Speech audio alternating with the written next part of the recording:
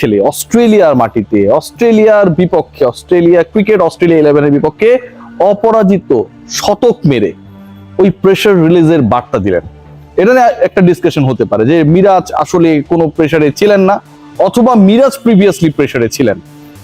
বাংলাদেশের যেই ইনিংসটা cricket Australia 11-এর বিপক্ষে একমাত্র প্রস্তুতি ম্যাচে দুমড়ে মুচড়ে গিয়েছিল। একটা সময় ছিল 5 উইকেট হারিয়েছিল বাংলাদেশ 105 রানের মধ্যে, মানে 105-এর মধ্যে 5 উইকেট নাই, আপনার দল কত করতে পারে? এবং সেই 5টা ব্যাটসম্যান কারা যারা আসলে আউট হয়ে গেছেন? সেখানটায় ছিলেন সাদমান ইসলাম, যিনি 31 রান করেছেন। তানজিদ হাসান তামিম রানের খাতা খুলতেই পারেন নাই। আউট হয়েছেন মুমিনুল হক, নাজমুল হোসেন শান্ত, মুশফিকুর রহিম। মুমিনুল, মুশফিক, শান্ত, তানজিদ, তামিম, সাদমান, এই 5 জন ব্যাটসম্যান আউট হবার পরে বাংলাদেশের স্কোর 5 উইকেটে 105। সেই রানটা কত হতে পারে? 150 হবে? 200 কি টাচ করতে পারবে কিনা সেই নিয়ে যখন সংশয়, নাম্বার 7-এ ব্যাট করতে এলেন মেহেদী হাসান মিরাজ। মিরাজের আলোচনা, মিরাজ সংক্রান্ত যে কোনো ইস্যু আসলেই সবচেয়ে বেশি যে ডিসকাশনস গুলো আসে সেটা হচ্ছে মিরাজ যতটা গর্জে ততটা বর্ষে না।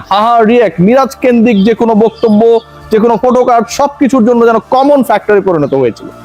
সেই মেহেদী হাসান মিরাজ নাম্বার 7-এ যখন নামলেন ব্যাট করতে, বাংলাদেশের স্কোর যখন 5 উইকেটে 105, সেখান থেকে স্কোরটা 200 পেরিয়েছে, 150 পেরিয়েছে, 250 পেরিয়েছে, এবং শেষ পর্যন্ত যেখানটায় গিয়ে শেষ হয়েছে মিরাজকে কেউ শেষ করতে পারেনি। 263-তে বাংলাদেশ অল আউট হয়েছে ক্রিকেট অস্ট্রেলিয়া 11-এর বিপক্ষে, এবং এই ম্যাচে মেহেদী হাসান মিরাজ অপরাজিত সেঞ্চুরি করেছেন। মুশফিক, মুমিনুল, শান্ত না, সৌম্য সরকার না, মেহেদী হাসান মিরাজ অপরাজিত শতক হাঁকিয়েছেন ক্রিকেট অস্ট্রেলিয়া 11-এর বিপক্ষে বাংলাদেশের একমাত্র প্রস্তুতি ম্যাচে। মিরাজকে কেউ আউট করতে পারে নাই। মিরাজের যেই মনোবল, মিরাজের যে অ্যাটাক, সেটা কেউ ব্রেক করতে পারে নাই। পুরো ইনিংসের চেহারা যদি দেখেন, আমি একটু ব্যাখ্যা করতে চাই, আসলে এটা করাই উচিত। মানে 105-এ 5 উইকেট নেই মানে তো আপনি দৌড়ের উপরে রয়েছেন, আপনার দল শেষ পর্যন্ত কোথায় গিয়ে থামবে সেই সংক্রান্ত একটা বড় টেনশনের মধ্যে রয়েছেন। মিরাজ 141 বলে করেছেন 109 রান যে তিনি করেছেন অপরাজিত, এটা আরো বড় হতে পারতো যদি তিনি পার্টনার পেতেন, পার্টনারশিপ হতো, হয় নাই। 141 বলে সেটা করেছেন, এবং তিনি এই ইনিংস খেলতে গিয়ে 11টা 4 মেরেছেন, মানে 44 রান তিনি 4 মেরে নিয়েছেন। 24 রান, 4টা ছক্কা মেরেছেন। স্ট্রাইক রেটের দিকে যদি তাকান, সেটাও আপনাকে কিছুটা হলেও একটু হলেও ফিল দিতে পারে যে আসলে মেহেদী হাসান মিরাজ হয়তো বাংলাদেশের সেকেলে 1 ডে ইনিংসই খেলছিলেন, নট দ্য টেস্ট। 78 স্ট্রাইক রেটে ব্যাট করলেন। 263 বাংলাদেশের টোটাল, মিরাজ করলেন 109। দলের 42% রানস এসেছে মেহেদী হাসান মিরাজের ব্যাট থেকে। যেই মিরাজ চলে না, যেই মিরাজ হচ্ছে না, যেই মিরাজ তার ফর্ম হারিয়েছে, যেই মিরাজ যে কোনো ফরম্যাটেই আসলে খুব বেশি গুরুত্বপূর্ণ না, সেই মেহেদী হাসান মিরাজ অস্ট্রেলিয়ার বোলারদের বিপক্ষে 109 অপরাজিত থেকে 4টা ছক্কা মেরে, 11টা 4 মেরে, 78 স্ট্রাইক রেটে ব্যাট করে দলের 42% রান করে একটা বার্তা দিলেন, 2টা বার্তা দিলেন। দুঃখিত, এক নম্বর হচ্ছে যে তিনি এখনো capable to deliver his best, তার দিনে অন্যরা সবাই ছায়া। দ্বিতীয় যেটা, অস্ট্রেলিয়ার এই যে এই সিরিজ কিন্তু অনেক ডিসকাশন রয়েছে, অনেকদিন পর বাংলাদেশ খেলছে। বাংলাদেশের এই সিরিজের ডিসকাশন হচ্ছে সেকেন্ড ডিসকাশন অনেকদিন পরে যে নাহিদ রানা নেই, আপনার সবচেয়ে বড় ক্রিকেটার যাকে মনে করা হচ্ছে ওই কন্ডিশনে তিনি নেই।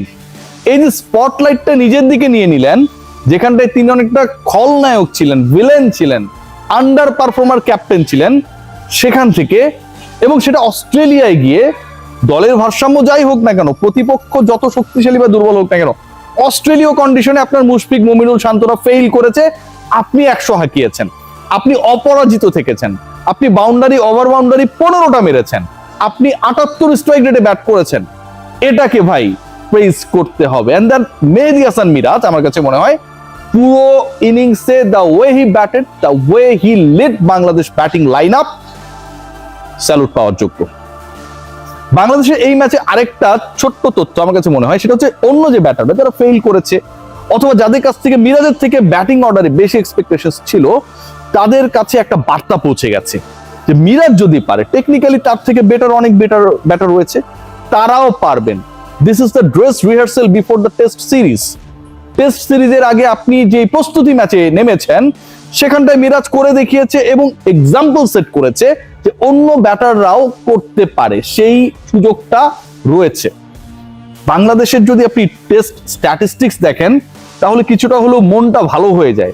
অনেকগুলো কারণ রয়েছে, আমি ডিসকাশনটা কেন করছি খেয়াল করে দেখবেন যে টেস্ট চ্যাম্পিয়নশিপের এই মুহূর্তে যে সাইকেলটা চলছে, মানে 2025 থেকে 27-এর সাইকেল, সেখানটায় বাংলাদেশের অবস্থান টপ 4-এ রয়েছে।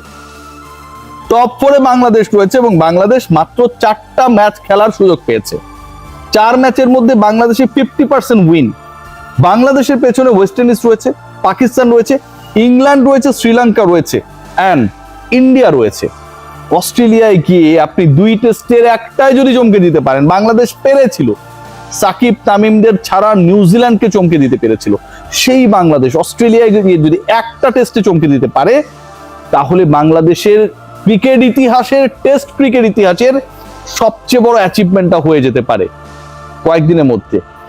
খেয়াল করে দেখবেন যে আজকে সবচেয়ে ইফেক্টিভ বাংলাদেশ ব্যাটিং ডিপার্টমেন্টের এগেনস্টে যেটা ছিল সেটা হচ্ছে কোনো পেসার না, একজন অফ স্পিনার 6 উইকেট নিয়েছেন। মানে বাংলাদেশ যে উইকেটগুলো লুজ করেছে সেখানটায় স্পিন কাজ করেছে। ডারউইনে তার মানে যদিও ডিফারেন্ট মাঠে খেলা হবে, ডিফারেন্ট উইকেটে খেলা হবে, ডারউইনে আপনি এক্সপেক্ট করতে পারেন যে ডিসকাশনটা খুব ভালোভাবে রয়েছে যে স্পিনাররা সেখানটায় সহায়তা পাবে। সো যে মিরাজকে আমরা এখন দেখলাম ব্যাট হাতে সফল হতে, মিরাজের কিন্তু আরো একটা রেসপন্সিবিলিটিস রয়েছে, রেসপন্সিবিলিটির জায়গা রয়েছে, এন্ড সেটা তার প্রিমিয়াম রেসপন্সিবিলিটি। বল হাতে ডারউইনের উইকেটে তিনি কতটা ডমিনেট করতে পারেন, এবং এটা যদি হয়, বাংলাদেশ স্পিন যদি কাজ করে, তাহলে কিন্তু বাংলাদেশের ব্যাটিং ডিপার্টমেন্টের জন্য it will be a very good news. কেন? কারণ এন্ড অফ দ্য ডে আমরা যতটা পেস বোলিং এ স্বাচ্ছন্দ্য বোধ করি, তার থেকে স্পিনে বাংলাদেশের স্ট্রেংথ, বাংলাদেশের ক্যাপাসিটি, বাংলাদেশের ব্যাটারদের স্বাচ্ছন্দ্য অনেক বেশি। সো ওই জায়গা থেকে স্পিনিং ট্র্যাক যদি হয় অথবা স্পিন যদি ওখানকার ক্লাইমেটিক কারণে কাজে লাগে, বাংলাদেশ ব্যাটিং ডিপার্টমেন্টও সেখান থেকে একটা ভালো ভাইবস পাবে। মেহেদী হাসান মিরাজ কিন্তু সেই স্পিনকে মোকাবেলা করেই 109 অপরাজিত থেকে সেই এক্সাম্পলটা সেট করেছেন।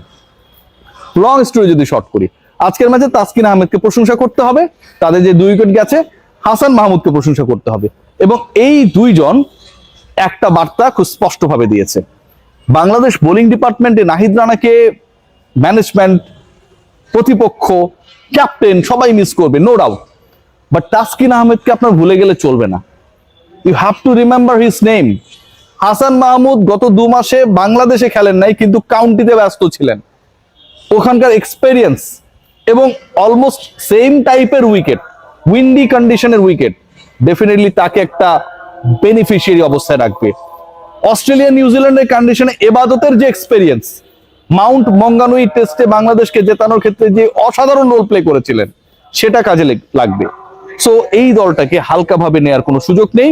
মেহেদী হাসান মিরাজ যা করে দেখিয়েছেন, সেটা শুরুর বিপর্যয় যতটা কাটিয়েছে, তার থেকে সবচেয়ে বড় বার্তা দিয়েছে বাকি ব্যাটারদের যে বাংলাদেশের ব্যাটিং ডিপার্টমেন্টে যদি কনফিডেন্সটা থাকে, অস্ট্রেলিয়ার বল, তাদের অ্যাটাককে সামলানো দুষ্কর না।